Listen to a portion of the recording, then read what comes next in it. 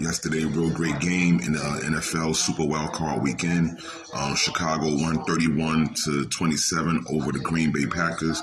Chicago is down and out in the wild card round versus Green Bay. They were consistent in the second half with better defense because Chicago was down 21-3 by Jordan Love and teammates. Then halftime break resurrected Chicago and Caleb Williams' hopes of going further into the playoffs with a 28-6 second half with 25 of Chicago points coming in the fourth quarter, just like it's an NBA game or something. The DeAndre Swift 54-yard touchdown. That's what saved the game. I mean, this guy did a great job with a 25-yard game-winning touchdown catch. Shout out to him. Caleb Williams, 24 for 48, 361 yards, 2 touchdowns, 2 interceptions, 4 carries and 20 yards. Colston Loveland, 8 receptions, 137 yards. DJ Moore, 1 touchdown, 6 receptions. Jordan Love, 24 for 46, 323 yards, 4 touchdowns. 4 different receivers. He was spreading that field, and then they still lost. Romeo Doubs, 8 receptions, 124 yards, and 1 touchdown. Fourth quarter started with a 51-yard field goal by Santos and ended with a game-winning 25-yard touchdown pass from Caleb Williams to DJ Moore with 1:43 left. Because I had to clear that up because earlier I think I gave too much credit to DeAndre Swift with his touchdown, but DJ Moore caught the 25-yard pass for the game-winning touchdown with 1 minute and 43 seconds left, and Green Bay could not do nothing with that. The Chicago Bears came alive and did what they had to do to get that win yesterday. Now, in the Rams versus the Panthers game, the game started with a touchdown pass to Puka Nacua with 11:35 in the first.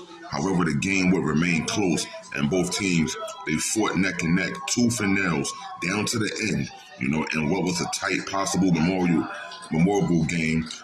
Stafford, he had the game-winning touchdown pass for 19 yards to Parkinson with 38 seconds left, and Bryce Young, 21 for 40, 264 yards, 1 touchdown and 1 interception, would take the loss to Matthew Stafford, 24-42, 304 yards, 3 touchdowns and 1 interception. And Puka Nacua himself had 10 receptions, 111 yards and 1 touchdown. Chuba Hubbard, 13 carries, 116 yards, 2 touchdowns. He was getting busy yesterday, and this is a reason why that helped carry them over the edge. And Jalen Coker had 9 receptions, 134 yards, and 1 touchdown. It was a mean Saturday. Yesterday was busy. Today in the NFL, you are going to have Bills versus Jaguars. That's going to start at 1 p.m. I believe that the Bills are very equipped for this, but Trevor Lawrence and Travis Etienne Jr., they've been prepped to get ready and to go ham here because this Jaguars team is without obviously Travis Hunter and a few other players, but they have Liam Cohen, this new coach down there that has them really inspired and to do better, and they're playing well. But I think that today the Buffalo Bills, under Coach McDermott and staff, they're going to be ready. Josh Allen, James Cook, these guys are going to go out there and leave it on the field. It's going to be a serious game, and I think that Buffalo is going to come out with this one right here, representing the AFC, because there's a lot of pressure on Josh Allen, especially with no Lamar Jackson and no more Patrick Mahomes in the playoffs this year. So there should be no reason why Buffalo shouldn't turn the pressure up and really get at the Jacksonville Jaguars.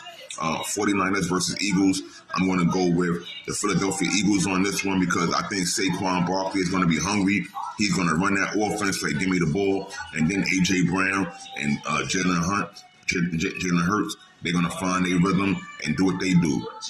So this is going to work out real well because they have a lot of numbers of options, and not to mention Jordan Davis and Jalen Carter on defense and that squad back there. So Philadelphia is equipped to stop George Kittle and to put the pressure up on Christian McCaffrey and slow down Brock Purdy with whatever passing he may try to do or any types of scrambles because he's been trying to get real creative now over there on the 49ers.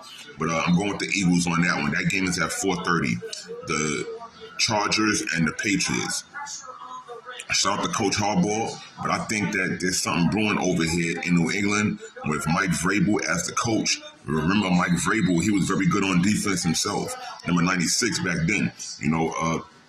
He's bringing that teaching to the New England Patriots now. He's got Drake May believing in himself and thinking that he's going to do real great things, because when he came from UNC, Drake May, a couple of teams, they were just looking at him different ways, like we can't use him, or maybe we could. They were confused on what type of guy he'd be. So now he's in the Patriots. He's found his rhythm. He found his position, and Coach Vrabel's giving him that shot and boosting him to go. And it helps that he has a veteran wide receiver, Stephon Diggs, over there, who's going to help him to get busy and to be able to get these wins. So shout out to Stephon Diggs and the Patriots, because I believe the Patriots, they have a chance to win, but it depends on if Justin Herbert and this team is going to be focused and bring their A game.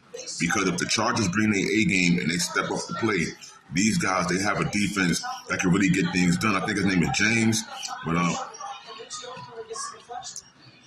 the Chargers have a pretty good defense, and they can bring it as an overall team. So this is going to be an interesting game to watch, but don't be surprised if the Patriots edge them, because they have an attack offense, and that defense tends to follow the rhythm of what these guys are doing, and they really bring it. So Steelers and Texans, it's going to be a tough one. The Texans are going to have that defensive pressure, but they can also score with Nico Collins and C.J. Stroud. This is no joke. That's Monday night. That's tomorrow. But I believe the Steelers, they're going to be really ready, because they have veteran Mike Tomlin, 20-plus years winning seasons in the NFL, and then, not to mention, Aaron Rodgers himself being a veteran quarterback and a Super Bowl champion. So he knows what it takes and what he has to do. With DK Metcalf coming back, he has back where he needs the resource and that right-hand man to help really get things done. And we're going to see what that looks like on the field. So NFL Super Wild Card Weekend, y'all. Happy Sunday.